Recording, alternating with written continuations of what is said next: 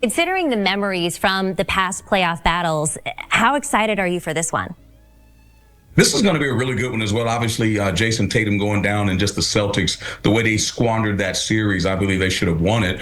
But let's give the Knicks credit. Let's give those Nova Knicks credit, right? That championship pedigree that they brought to the Knicks got Tom Thibodeau, again, to a situation where he has a chance to get to a championship. And I believe the Knicks, they might be a team of destiny right now. You know, think about the way they were down to this. I think they were lost by an average of 16 points every game for the Celtics, and they go beat them down 20. This is going to be something to watch. And Madison Square Garden, I mean, you got to think about what that place is going to be. But I'll tell you this, they're playing against a Pacer team that I absolutely love. I picked them to beat the Cavaliers in this series. They beat the Cavaliers 3-1 during a season. I think they're the most electric, the most exciting team.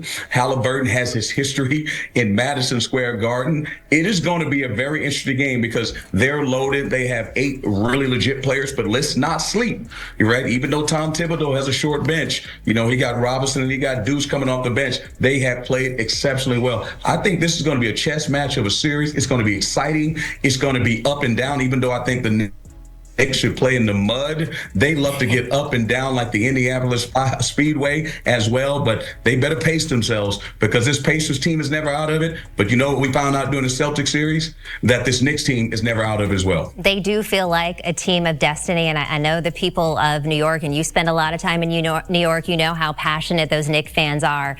It does seem really special. And I will say, I believe that Reggie Miller and Kevin Harlan will be on the call during this series as well, which just makes it a little bit more interesting and exciting. But Chris, these two teams have contrasting styles of impact, right? The Knicks really rely on that starting 5 to give them both offensive and defensive, to give those boosts that they need. Well, the Pacers have like an 8-man rotation, and they all provide different impacts. How do you see this battle actually playing out? It's going to be interesting. And here's the thing.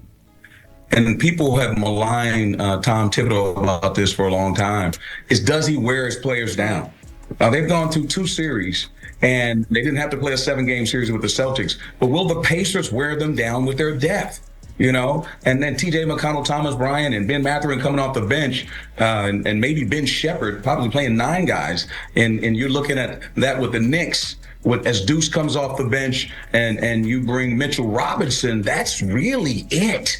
If you're talking about depending on guys off the bench. So he heavily relies on the starting 5. It comes down to Jalen Brunson and how healthy he is in those last 5 minutes. They can keep him out of foul trouble. Again, this is going to be a chess match between Rick Carlisle and Tom Thibodeau about, you know, the way they rest guys, the way they sub guys. And it's going to be interesting. They always say that this is a players' league. But when you get to this time of the year, the last 4 teams, strategy matters. Coaching matters. Attention to detail matters. Health matters. And for this series, it's going to be interesting. The first 2 games, if Indiana can get the split the way they did in Cleveland, they're a pretty good road team, top 5 in the league in road wins this year. If they can get a road win, it's going to be hard for New York. I don't think they can duplicate what happened in Boston and winning 2 games, being down 20. Because one thing about this Pacers team, they can score in a hurry. The one thing I'll say about the Knicks and how they damaged the Celtics is that the Indiana Pacers have no inside presence. Miles Turner's going to shoot threes.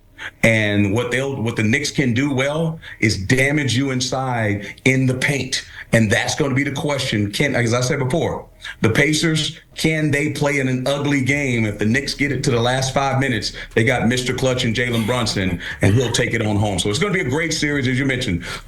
Styles make fights, and this was going to be a clash of styles. But at the end of the day, it's going to be an exciting one. And all I'll say is this. Every time they show the New York sidelines, right, they got all the old players, LJ, Pat Ewing. Let's see those old Pacers come out. Let's see when they go. Let's see all the old Pacers like Rick Schmitz and Mark Jackson. Let's see if those guys come out as well. I'm with you on that one. Chris Walker, always a pleasure to talk to you. You gave good analysis, and you managed to throw some shade my way a couple times. That is an elite man there. Let's take a look at the NBA Conference Finals Game 1 schedule. You got the Timberwolves at the Thunder. Thunder laying 7.5 there Tuesday at 8:30 Eastern. And then in the East, the Pacers at the Knicks. Knicks 4-point favorites. That game Wednesday at 8 Eastern. And coming up, do you want to know where the value is in the conference finals? We're going to break down the series odds and give you the best bets that you need to make with insights from our top sports line. We've got a loaded show for you tonight. It is conference finals in the NBA. We'll dive into how the lines are moving, where the value lies, and what to expect as the top teams battle it out for a spot in the finals. We're also going to take a look at some NBA futures, give you our best bets for tonight's MLB slate. And don't worry, W fans, we got some sharp plays there for you as well. Primetime pregame starts right now. But in order to look to the future, we must look to the past. And this is a historic NBA champion that will await. You've got three teams that have never won an NBA title, and the Pacers, the Thunder, and the Timberwolves. And the Knicks, well, they haven't won since 1973. And it's a battle of the young superstars of the Western Conference Finals as Anthony Edwards and the Timberwolves take on Shai Gilgeous-Alexander and the Thunder. Both of these teams defied expectations in the postseason with that elite defense and some clutch shot making from their rising stars. The series is shaping up to be a good one between two of the brightest futures in the NBA.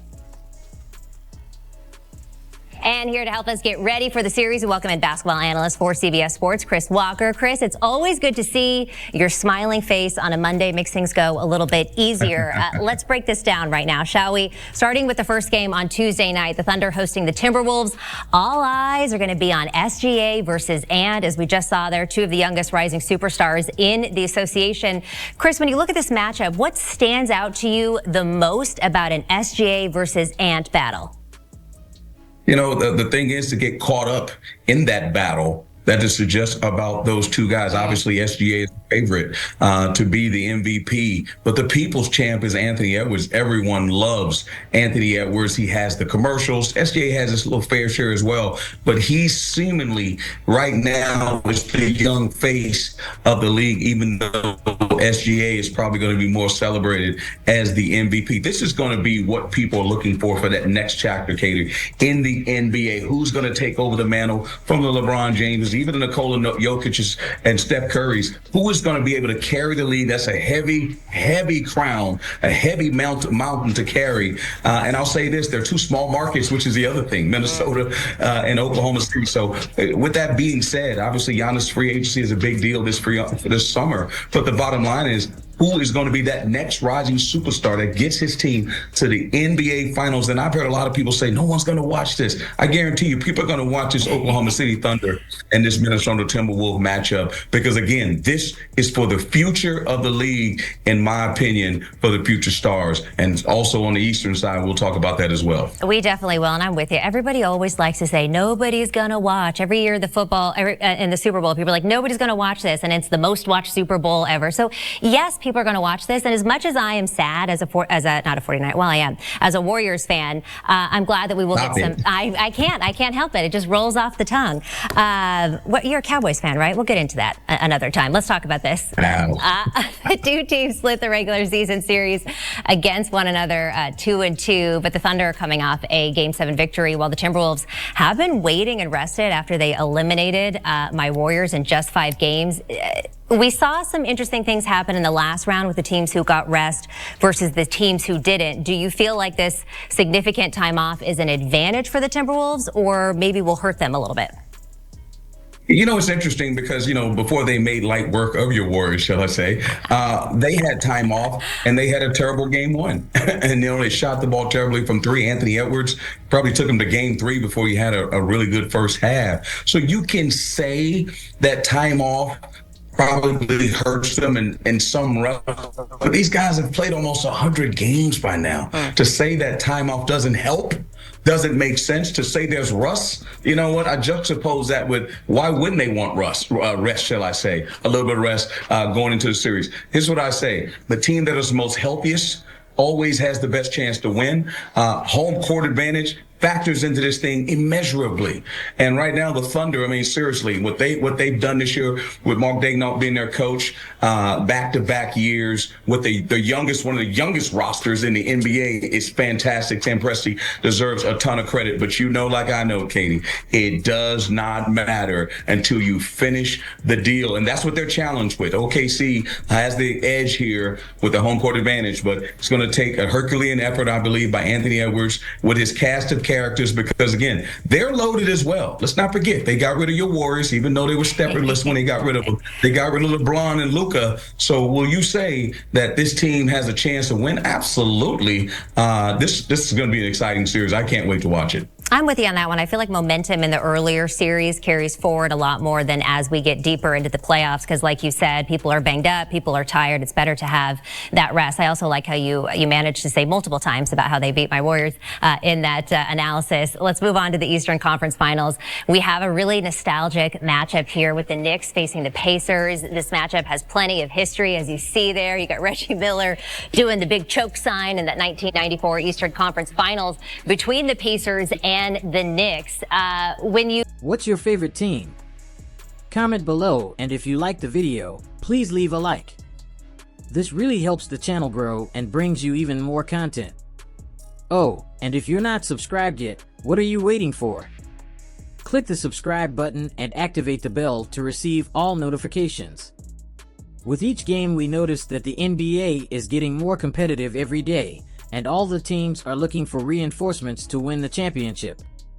And only here can you follow your favorite team daily with incredible content from different sources. Here on the channel, there are new videos every day with analysis, curiosities, and the best moments in basketball. That's it for today, folks. Thanks for following along. The NBA doesn't stop, and neither do we. Until the next video. NBA, the passion that connects us.